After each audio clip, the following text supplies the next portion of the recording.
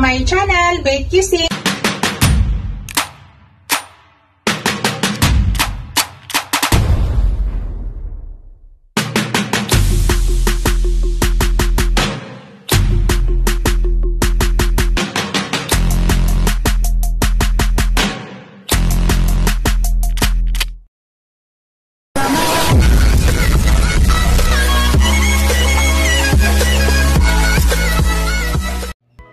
Hello guys, today's video guys, share ko lang sa inyo ang aking recipe for today.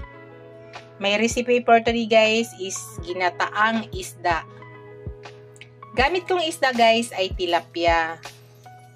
Kanina pala guys, ang ginawa ko sa tilapia bago ko siya gi-fried ay minarinate ko siya sa asin at saka ground black pepper ng 5 minutes.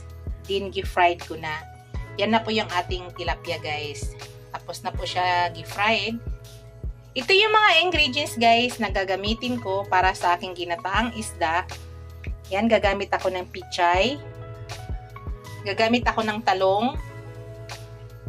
Gagamit ako ng ginger. Gagamit ako ng onion. Siling haba. Siling labuyo. At gata guys. Dalawang gata yan guys ha. May halo yan konting tubig, hindi siya kakagata lang. So, hinaluan ko yan ng konting tubig.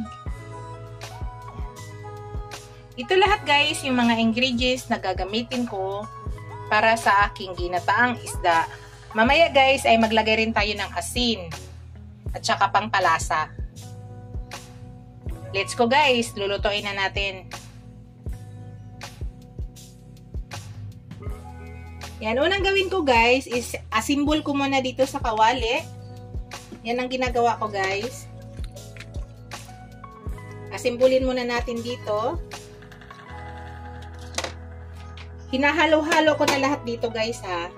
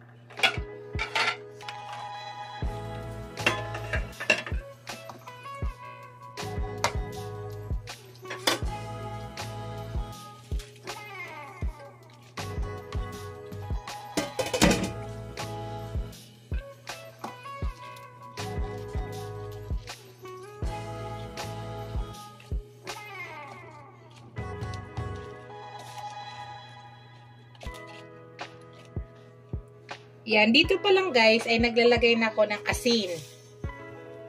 Para habang niluluto mamaya, ayan, may lasa na siya. Yan, nalagay na tayo ng asin guys. At maglagay ako ng panglasa.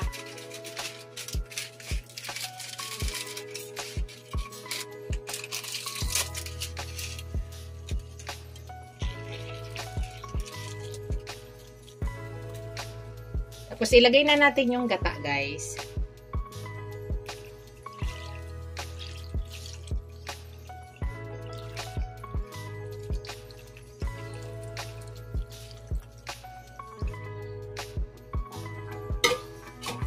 Yan. Ngayon, isa lang na natin yan siya, guys. Isa lang na natin. Lulutuin na natin. Ang pagluto ko, guys, nasa 20 minutes yan. Kasi ang ginagawa ko, pag kumulo, dahan-dahan lang yung apoy. Mahina lang siya, guys. Mamaya, pag kumulo, tatakpan ko siya.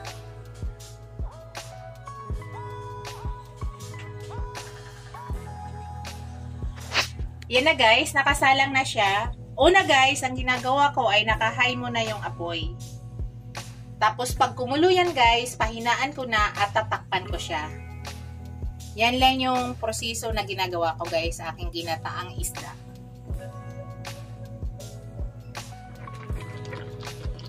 Hello, guys. Ayan. Kumukulo na siya, guys. Tatakpan na natin.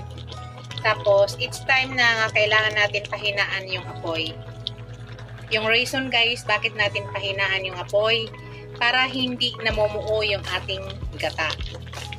Yan. So, ngayon, guys, tatakpan ko na siya. Yan. Takpan natin, tapos pahinaan ko na yung apoy, guys. Guys, i-check natin kung ano na nangyari after 10 minutes. Yan. Yan na yung nangyari, guys. After 10 minutes. Ayan. Hindi pa gaano luto yung ating talong. So, hayaan mo lang natin takpan, guys. Tapos, pag maluto na yung ating talong, i-open na po natin hanggang medyo lumapot ang ating gata. So, sa ngayon, guys, nakita nyo yung talong hindi pa gaano luto. So, takpan ko muna, guys, ng mga 3 minutes. Then, after 3 minutes, i-open na natin para mag-absorb yung gata.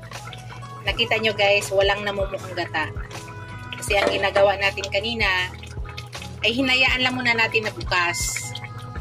Tapos, nung kumulo, in-adjust na natin yung apoy, hinaan na natin. Ayan. So, sa ngayon, guys, takpan ko ulit. Hello, guys. Check na natin, guys. Wow, yan na yung nangyari, guys. Kita nyo, guys, napakasarap na.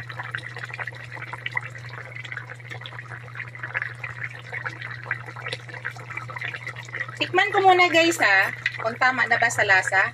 Nakita nyo yan, guys, nagmamantika na yung gata niya. Check ko na. Titikman ko muna siya, guys. Wow. Kulang lang ng konting na alat, guys. So, ang idagdag ko dyan, guys, ay patis na lang. So, magdagdag tayo ng patis. Kulang sa alat ng konti. Ayan. Sorry, guys. Ngayon, manatili na lang siyang open, guys. Ang ginawa ko pala, guys, ayan, nakita yung sili, dinurog ko yan, guys.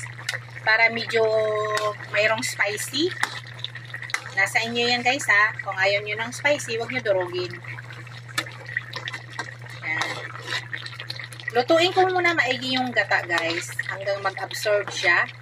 Pero kailangan may matira pa talagang gata. Kasi mas masarap yan kung mayroon pa siyang sauce. So, luto na lahat yun, guys. Ang ginagawa natin ngayon ay pinapa-absorb lang yung gata. Yan.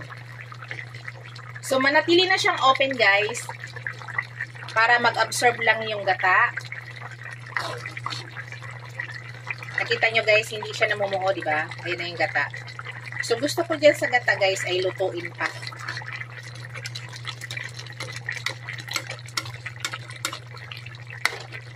So, hintayin lang muna natin, guys. Siguro, guys, mga 5 minutes. Mga 5 minutes, okay na. Manatili lang siyang bukas po, ha.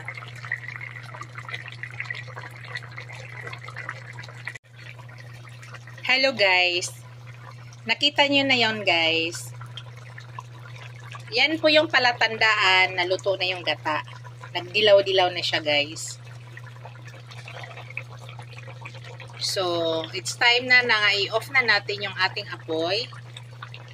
Luto na siya, guys. Ang sarap niyan, guys. Promise.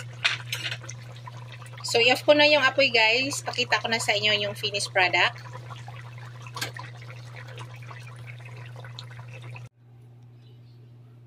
Hello guys, iyan na yung ating finished product guys. Nakita niyo yung gata guys, napakalapot na. So yan yung technique na ginagawa ko guys. Pagluto na yung eggplant, ino-open ko na yung hindi ko na siya tinatakpan.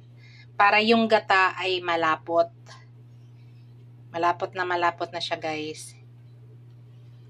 I-shoutout ko pala ang aking mga members, ang aking mga super chatters, ang aking mga subscribers, ang aking mga viewers. Maraming salamat sa inyo guys sa walang sawang suporta. Thank you guys. I-shoutout ko din ang aking asawa guys nga nasa Saudi, nasa Yanbo. Ingat ka dyan palagi daddy, I love you. Number 1 kong supporter yan guys. Yan guys, makiusap ako sa inyo. Don't skip the ads guys. Thank you. Ito na yung ating finished product. Ito na yung ating ginataang isda na tilapia. Yan, yummy na yan guys. Ready to serve na po yan. Thank you for watching. Don't forget to like, comment, and subscribe to my channel. Bye guys! See you in my next video. Bye! God bless us all!